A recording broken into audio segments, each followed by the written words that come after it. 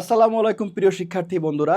আজকে আমি আমার বাস্তব কথা বলি যে আমার অভিজ্ঞতা যেটা বলে যে আমি ছোটবেলায় যখন ছোট ছিলাম তখন কিন্তু ডেইলি পড়াশোনা করতাম। আমার একটা সিস্টেম ছিল যে মাগরিবের আজান দেবে, আমাকে পড়তে বসতে হবে।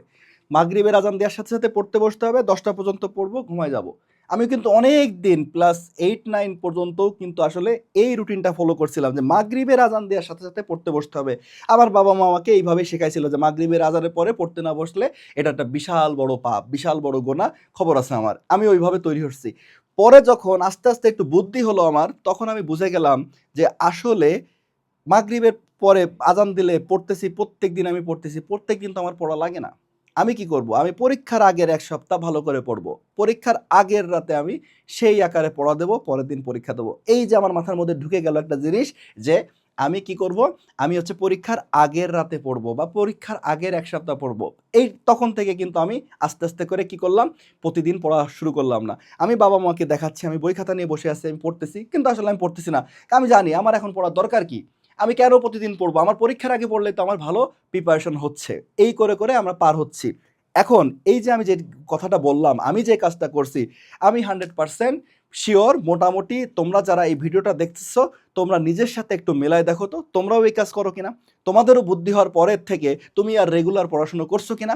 করোনি। তুমিও কিন্তু পরীক্ষার আগের সিরিয়াস হয়ে যাও। পরীক্ষার আগের রাতে সিরিয়াস হয়ে যাও বা পরীক্ষার ১ সপ্তাহ আগে আমি সিরিয়াস হয়ে যাই।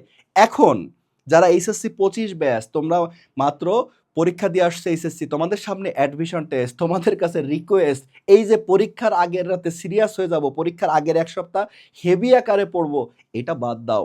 কারণ এইটা অ্যাডমিশন টেস্ট, এইটা আমাদের এসএসসি পরীক্ষা না, এটা এইচএসসি পরীক্ষা না, অ্যাডমিশন টেস্ট। ঢাকা ইউনিভার্সিটির অ্যাডমিশন টেস্টের পরীক্ষার যদি সিস্টেমটা এমন হতো যে আজকে ফিজিক্স ফার্স্ট পার্টের ভর্তি পরীক্ষা হবে, আগামীকাল ফিজিক্স সেকেন্ড পেপার, ৮ দিন ধরে ঢাকা ইউনিভার্সিটির ভর্তি পরীক্ষা হচ্ছে, আমি গ্যারান্টি দিয়ে বলতে পারবো ১,০০,০০০ স্টুডেন্ট পরীক্ষা দিলে ৭০-৮০ হাজার স্টুডেন্টই পাশ করবে।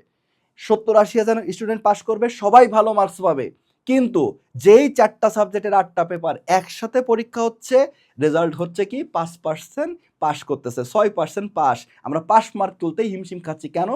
এর সবথেকে বড় কারণ আমরা সব সাবজেক্ট একসাথে পরীক্ষা দিতে যখন যাচ্ছি আমার মাথায় ঢুকতেছে না। আর যারা তোমরা মনে করতেছো যে আমি পরীক্ষার ১ সপ্তাহ আগে সিরিয়াস হয়ে যাব, ১ সপ্তাহ আগে রিভিশন দিলে আমার সব কিছু হয়ে যাবে, পুরো মনে করো যে তোমরা একটা গোলক ধাঁধার মধ্যে বসবাস করতেছো। জীবনেও এটা সম্ভব না। পরীক্ষার আছে আর ১ সপ্তাহ, আমি এখন কি রিভিশন দেবো, কি পড়বো? সবসময় একটা কথা মনে রাখবা, তুমি চলতেছো, ফিরতেছো, ঘুমাচ্ছ, গান গাচ্ছ, গোসল করতেছো, খাচ্ছ, এই সময় তুমি নিজেকে একটু নক করো যে এস সমান সমান qt plus half a t square, আমার মনে আছে। তারপরে সি সমান সমান কি epsilon naught a by d, হ্যাঁ আমার মনে আছে। এইবার ধরো তুমি সেই ইয়ং এর দিচিরের ডোরার পোস্ত, হায় হায় মনে নাই।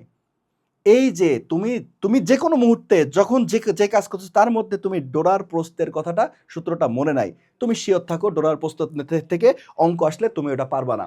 তুমি রিভাইজ দিয়ে কিছু যে সেটা তোমার ইফেক্টিভ হবে না, তুমি ওটা মনে করতে পারবা না। তুমি সব সময় যেই তথ্যগুলো মাথায় নিয়ে ঘুরতে পারবা সেইগুলোর থেকেই প্রশ্ন তুমি আনসার করতে পারবা, লিখিত গ্যারান্টি। তুমি মিলাই নিও পরের কথা। সুতরাং সব সময় তুমি পড়াশোনার মধ্যে থাকো, রিভিশনের মধ্যে থাকো। প্রত্যেক দিন পরীক্ষার আগের ১ সপ্তাহ সিরিয়াস হয়ে যাবা।